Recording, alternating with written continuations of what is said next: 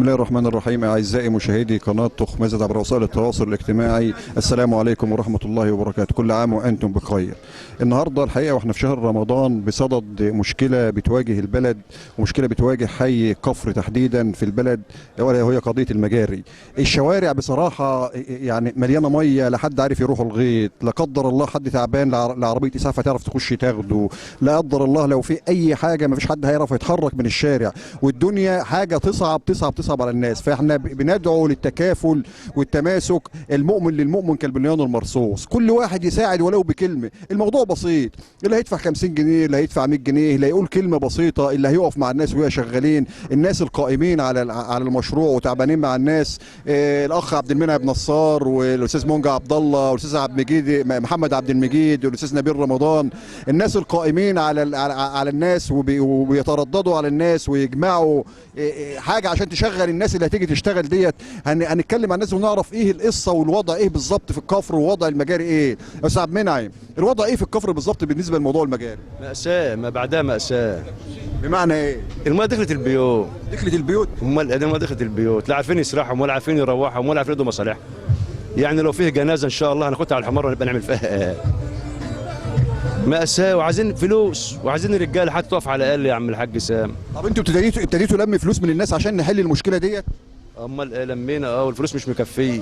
طيب في بعض الناس طبعا اكيد في بعض الناس مش بتتجاوب، مش عايزين يدفعوا، بيفلوا بقى في وش الخال. هنشيل خراهم ويفلوا بقى في وش الخال. امال بنشيل ايه يا عم الحاج؟ حقيقه والله هي دي الحقيقه. يعني بندعو من خلال اللقاء ده للناس ان هي تتعاون وتدفع. يعني كفايه ان انت قاعد في بيتك بتشوف مصلحتك والناس بتجري على مصلحتك. على الاقل يعني العالم دي كلها مفضيه نفسها عشان مين والحساب مين. طب نسبه قد ايه الناس اللي ما دفعوش؟ بنسبه كام في الميه الناس اللي ما دفعتش او ما شاركتش؟ 40%. 40% ما دفعوش. من خلال اللقاء ده يا جماعه احنا يعني بندعو الناس المنتفعين والناس اللي موجودين. نلف على العالم ليه؟ ما المصلحه كلها واحد. نلف عليهم ليه؟ يعني متصنزل اقول لك هات 100 جنيه هات 50 جنيه عشان ننشر لك المجاري، لا عارف تطلع ولا عارف تخش، واللي بيسلك.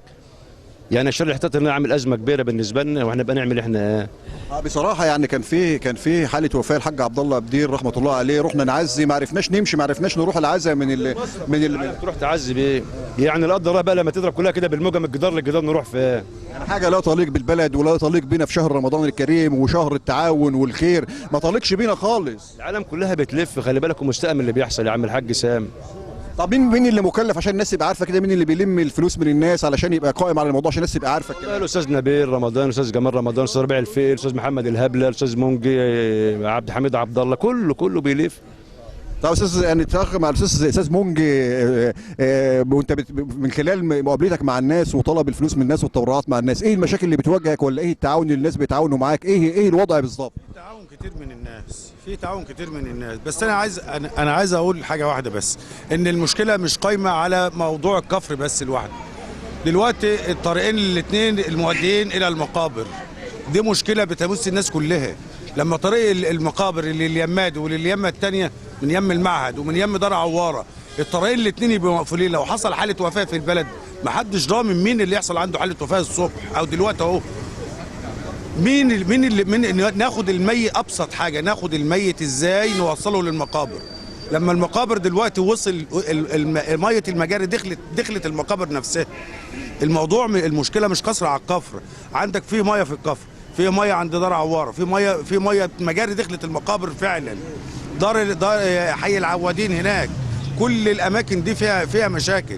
اللي احنا بنهدف اليه دلوقتي ان احنا عايزين نملس الخط الرئيسي. الخط الرئيسي لو اتملس مظبوط زي ما اتعمل من سنتين وبقاله سنتين 2 شغال، كل المشاكل اللي عند دار العوادين هتتحل. الكفر، طريق المقابر اللي اليماد واليمه الثانيه، لان هي واصله بعضها. لو ضربت عند الحاج رضا عواره هتوصل عند القهوه بتاع الحاج عبد عيد، الطريقين الاثنين بتوع المقابر. يعني المشكله تمس البلد كلها، مش قصر على الكفر بس. وفي تعاون من ناس كتير، نسبة بسيطة جدا اللي تقول لك أنا مش ما بدفعش، أنا معيش، عادي ما فيش مشكلة، احنا مش هنموت الناس عشان تدفع. اتفضل يا استاذ. طب احنا من خلال اللقاء ده يعني بندعو بنوجه رساله للبلد كلها، رجال التخمه زياد، مش حي الكفر بس، اللي يقدر يساعد باي حاجه يساعد. زي ما الاستاذ مونجي بيقول كده، طريق المقابر نفسه طريق لا يليق. يعني لو حصل مثلا في حد في الغرب توفى، حد في وسط البلد توفى، هو مش هيروح المقابر ازاي؟ هيطير، مش هنطيره.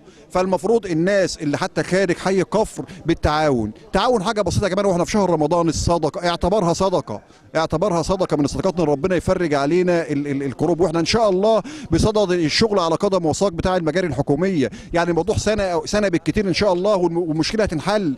ف100 جنيه مش هتطلع الموضوع، 100 جنيه لو كل بيت هيطلع 100 جنيه اعتبرها من الصدقه في رمضان عشان الدنيا تمشي. لو في اي حاله وفاه، لو في اي حاله مرض، لو في اي حاله ضروريه، ما نقفش، ما يبقاش شكلنا وحش، نقدر نقوم بالعمل على اكمل وجه.